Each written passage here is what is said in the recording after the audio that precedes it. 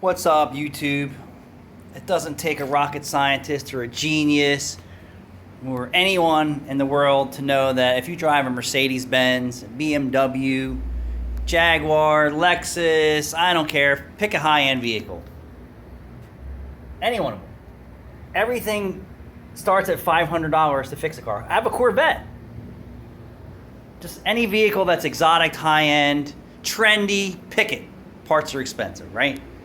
So we had someone tow in a Mercedes, and this isn't an old Mercedes, but a Mercedes is a Mercedes regardless if it's a 1950 or a 2022. It's still a Mercedes, and parts are still expensive. People always say, oh, why is it so much? I don't care if you have a 1987 Mercedes. The parts still are very expensive. That's the way it is. But he said, towed it in, replaced both the batteries. And so the start-stop battery, I have a Mercedes guy that's a friend of mine get me a new one, and at a very good price. Of course, we work together. And then we're getting an AGM battery from a parts supplier. And then, so we tell them the price is $450 to do the batteries in this Mercedes, which is free in my opinion. All right, but Mercedes labor time just to change one is 0.9 and doesn't include testing or checking anything.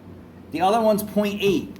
So almost 2 hours of labor to change the batteries on your Mercedes Benz.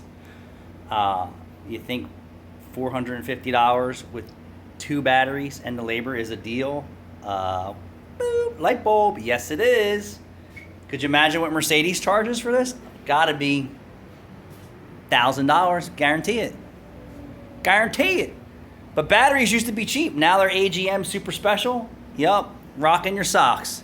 My cost on a battery, and I get a good price for the AGM primary, is $180.